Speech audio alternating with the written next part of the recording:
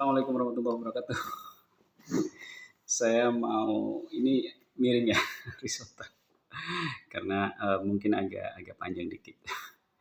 Saya mau mereview ya sebuah buku yang sekitar 20 tahunan lalu waktu saya masih kuliah, yang sebuah novel ya, yang sangat booming banget ya ini. Tuhan izinkanlah aku jadi pelacur, dan sekitar sebulan 2 bulan lalu itu ada film yang juga cukup menghentak inspirasi dari buku itu, yakni Tuhan izinkan aku berdosa. Tokoh utamanya adalah Nidah Kirani, ya kalau nggak salah dikoreksi. Jadi di sini adalah sebuah pergulatan dari jiwa seseorang ya, seorang perempuan ya, di mana dia sangat awam terhadap agama, terus masuk ke sebuah perguruan tinggi swasta ya.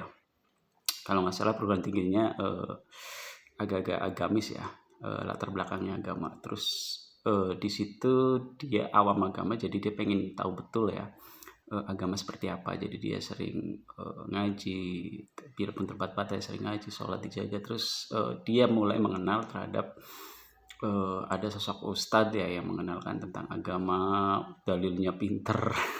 Orang awam tuh kalau ada orang yang dalilnya pinter kan terpukau ya, lancar begitu menjelaskan agama, yang akhirnya dia tertarik masuk terhadap sebuah organisasi yang terlarang ya, yang tersembunyi, yang ternyata organisasi agama ini punya misi untuk mendirikan negara Islam. Organisasinya terorganisir ya tiap wilayah, tapi tiap wilayah atau tiap daerah itu terputus, jadi tidak terorganisir semua. Mungkin ini untuk mensiasati agar anggota-anggotanya yang baru, atau agak secara umum ya, anggota yang masih umum banget itu nggak mengetahui betul secara struktural ke atasnya. Dia terus belajar karena seorang muslim kan ditantang tujuan yang sangat mulia, yakni udhuli fisilmi kafah, masuklah ke Islam dalam yang kafah, yang menyeluruh. Tapi ya itu ya, karena cerita ini kan begitu ya melenakan, begitu apa ya, mengharu biru, dramatisir. Jadi ini sebuah film yang terinspirasi dari kisah nyata ya. Sosok penulisnya adalah M. Dahlan ya, yang mewawancari pelaku sejarah aslinya ya, sosok perempuan yang true story. Dari wawancara beberapa kali dan jadikanlah sebuah novel ya. Jadi ya, sebagian besar ya, mungkin ada tambahan atau pengurangan, yang jadilah sebuah novel yang epic ya. Kembali ke novelnya. Di novel itu dia mulai ya, pikiran kritisnya muncul, kenapa di agama yang saya ikuti ini, yang betul-betul saya ingin mengimani agama dan memahami agama secara utuh, secara benar, mendapatkan pengenalan dan kemuliaan dekat kepada Tuhan, kepada Allah, kok begini gitu. Jadi di situ Nidah Kirani itu kan punya 3 teman ya, yang juga sama-sama kritis, merasa terkekang di situ ya.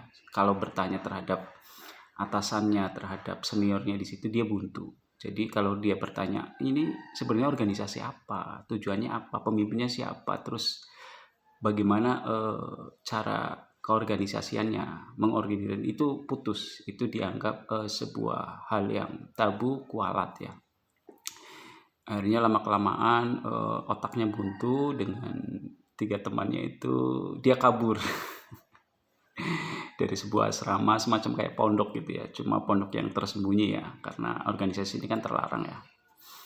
Sebetulnya sebelum dia menjadi sebuah kritis seperti itu, dia sebenarnya berjuang penuh ya di organisasi ini, karena dia masih awam dan mendapatkan sebuah agama yang menjanjikan kemuliaan, surga dan segala macam. Dia sempat mempengaruhi keluarganya, saudaranya, dan akhirnya di keluarganya ya punya yang ekonominya pas-pasan juga menjadi cibiran, sorotan masyarakat. Yang ya itu tadi ya, karena dia sudah buntu, nggak punya transparansi dalam organisasi, dia kabur. Di kekaburan itu dia punya kekecewaan berat, gamang, kesunyian. Kenapa kok begini Tuhan, saya ingin mengenalmu, saya ingin memahami agama secara betul, kok saya mendapatkannya seperti ini.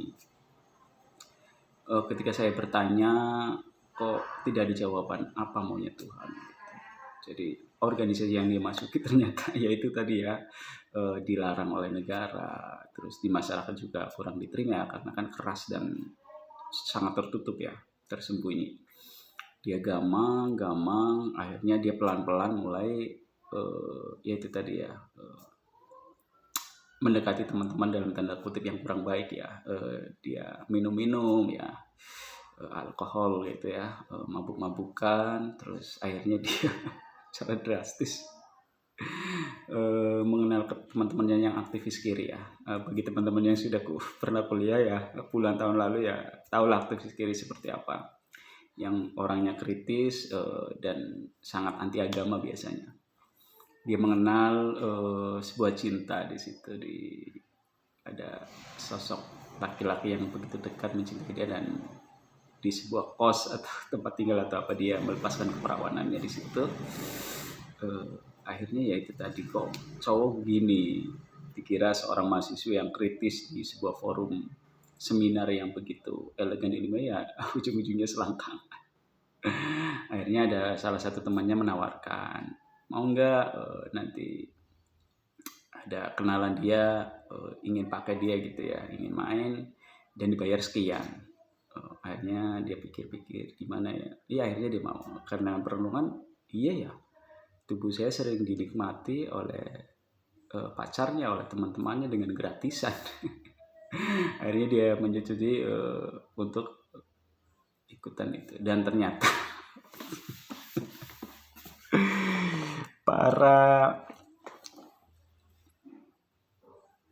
para penikmat tubuhnya ya, yang menikmati jasa-jasanya itu berbagai macam ya, bukan hanya orang-orang muda yang soto, yang bad boy atau apa.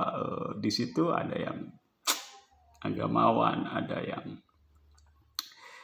politisi ya, seorang pejabat yang sangat begitu disegani di masyarakat, terus ada bahkan dosen ya, ada. Jadi dia mau akhir-akhir kuliah itu ya, dia susah tuh untuk skripsikan sebuah momok ya, untuk lulus. Dia mendekati dosennya di rumah atau kediamannya itu, si dosennya mengkode. Akhirnya ya terjadilah itu ya, untuk demi lulus skripsinya. Naudzubillah min dzalik, yang ngeri sedap. Di situ dia menyimpulkan ya bahwa Tuhan, kok sosok-sosok seperti itu yang di masyarakat cukup berwibawa, disegani, kata-katanya pintar, tapi ya otaknya itu selangkangan. Itu sebenarnya hanya oknum ya, nggak banyak, itu oknum, tapi dia menyimpulkan seperti itu. Dan di situ akhirnya dia begitu gamang, begitu gelisah, dan akhirnya dia terjunlah ke dunia prostitusi. Sebenarnya panggil ya, tapi tetap pilih-pilih yang dengan tarif sekian ya, karena mungkin dia tubuhnya cantik ya, wajahnya cantik, tubuhnya seksi, mulus dan segala macam, yang akhirnya dia terjunlah jadi seorang pelacur yang dalam tanda kutip ya, artinya bukan pelacur di lokalisasi tapi panggilan. Jadi bisa ada pelayannya, dia kuliah gitu dengan kode-kode tertentu, oh iya itu saya dapat panggilan. Kayak ayam kampus gitu ya. Disinilah perlunya kita pemahaman ya. Kita perlu memahami agama dengan benar, dengan siapa kita belajar. Otak kita perlu kritis dengan siapapun ya, karena agama, etika, moral ini kan sangat sangat dijunjung tinggi ya di masyarakat kita. Jadi perlunya kita untuk kritis ya, memahami betul agar kita jangan salah arah, salah pergaulan. Apalagi wanita ya, wanita itu kan cukup punya mahkota ya. Ketika mahkota itu disentuh, dirusak, maka ya, kejiwaannya akan babil kan. Kembali kepada agama, tapi agama yang benar, agama yang moderat, agama yang santun, agama yang membaikkan kita, sebuah agama yang memanusiakan manusia, bukan agama yang radikal, apalagi teroris, apalagi yang merusak kemanusiaan itu di sini. Terima kasih. Assalamualaikum warahmatullahi wabarakatuh.